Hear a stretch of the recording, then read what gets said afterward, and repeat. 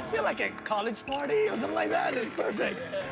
Turbo is a mutant concoction consisting of gin, beer, wine, and Sprite.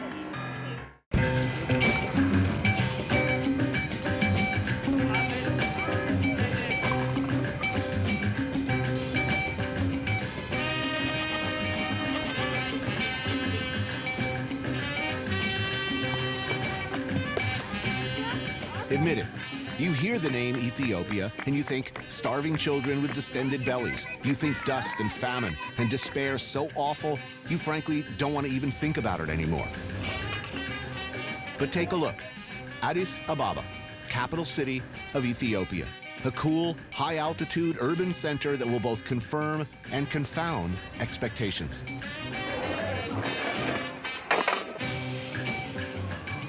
Fueled largely by direct foreign investment and a returning Ethiopian diaspora eager to be part of the new growth, things are changing in Addis.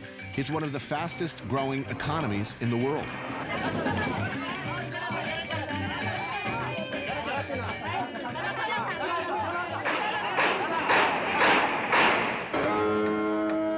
It's not the first time the place has gone through a growth spurt. In the 1950s, Emperor Haile Selassie, known as the King of Kings, embarked on a similar program of massive public works. This was supposed to be the legacy of Ethiopia, the future.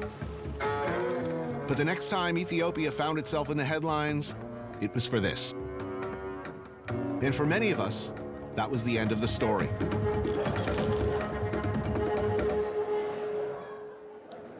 So I'm looking forward to this week. I can't wait to show you Ethiopia. I've been waiting for you. I mean, I'll tell you right now. We couldn't have picked a better time because we have old Ethiopia right here, and we also have new Ethiopia right here. And that's like, that combo is going to be so cool. Marcus Samuelson. Maybe you know him from such shows as A Lot of Them, or his many restaurants, his best-selling memoir, his status as America's most recognizable black chef. But Marcus isn't African-American. He's Swedish-American or Ethiopian Swedish-American, or look, it's complicated. What is true to say is that Marcus Samuelson, like his wife Maya, was born here in Ethiopia. So, where was the last time you were in Ethiopia? 4 years ago, and you can tell it's changed a lot. I'm interested in seeing an African country that was never colonized. It was never taken by Europe. No, that sense of pride, and you really hit the nail on the head. I mean, that sense of pride is also the sense of that everyone wants to come back. How does it feel coming back? Is it weird at all? You feel like you're coming home?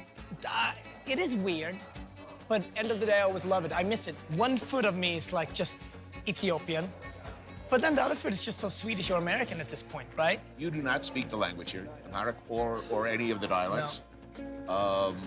You've since come back and you've reconnected with family. Yeah. But it must be weird. I mean, it is. You need a translator. No, but I need a translator. My wife is not my translator in life and in culture and so many things. But I think when you're a black man, when you're an immigrant, when you're Ethiopian, when you're Sweden, I've been put in so many situations that I put myself into. So I'm actually very comfortable in being uncomfortable.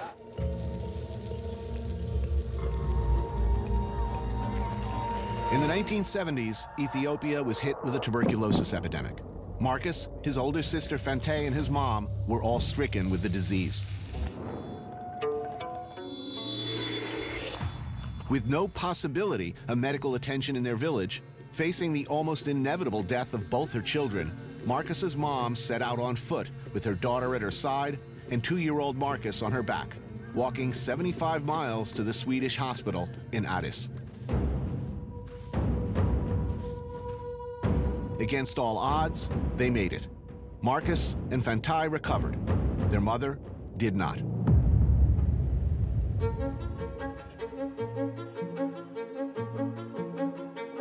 Marcus and his sister were adopted by Anne-Marie and Leonard Samuelson and raised from that point on in Sweden. Ethiopia, its language, its food, its cultures was largely a mystery. Marcus traveled and trained, apprenticing in some of the great kitchens of Europe. he moved to New York and at the remarkably young age of 23 received 3 stars from the New York Times at his groundbreaking restaurant, Aquavit. It's been a pretty stellar rise since then. And in 2010, he opened Red Rooster in Harlem. I always find it so paradox that I was born into very little food, but yet sort of I've made my whole life about food. My sort of structure and pragmatism comes from being raised in Sweden.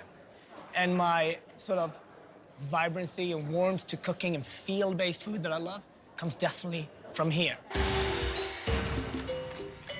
Weirdly enough, the single aspect of Ethiopian culture most Westerners do know a little about is Ethiopian food. So maybe you've had this. Oh, wow. Now that looks good. That is exciting. What is it? This is typical Ethiopian Mediterranean. They make it really nice. At Katenga restaurant, they do it classic.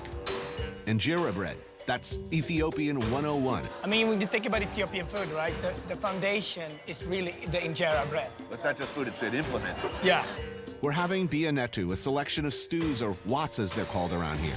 That's gomen, sautéed greens, shiro wat, which is a chickpea stew, and tikal gomen, sautéed white cabbage. Many, if not most of the dishes, spiced with the magical, mysterious flavoring of the gods, berbere. Can I give you one? Like normally they do it. They say gursha. You have to. This stuffing of food into your fellow diner's face is called gursha, and it's what you do to show your affection and respect. Try this at the Waffle House sometime and prepare for awkwardness. Now, when you were born here? I was born here. Left what age? 13. I grew up in Holland, and after that we all went to London, Germany, and I'm in New York now. So I don't want to say it's a rootless existence, but it's a, where's home? I think for us now, Harlem is really home. But when I've been gone for 2 years, I'm like, I gotta go back because the beat is just so different than what Sweden can offer me and definitely what New York can offer me. The median age in Ethiopia is under 18. That means most people here don't remember Live Aid or any of that. Coupled with a recent economic boom, this might be the first generation in decades to enjoy a future with real hope. Things are indeed happening. In this case, at a vacant bus stop.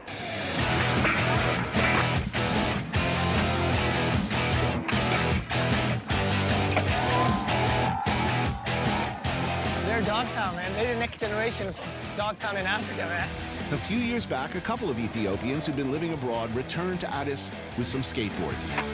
Today, there are a couple hundred skaters in Ethiopia and more on the sidelines waiting for their chance, waiting for a board, waiting for a pair of sneakers. It's funny though, because skater boy culture came from white Southern California, suburban. You can pretty much track all of skater culture back to one parking lot. Yeah. So what's coming out of this parking lot? There are no skateboard shops in Ethiopia. None. They have to come, all of them, from abroad. Woo! Nice. Little kid's good. Little kid is amazing. For those lucky enough to have them, progression seems to be fast. This gives me hope, honestly, that this can be a really cool town. Not just a great town with big buildings, but a cool town, too.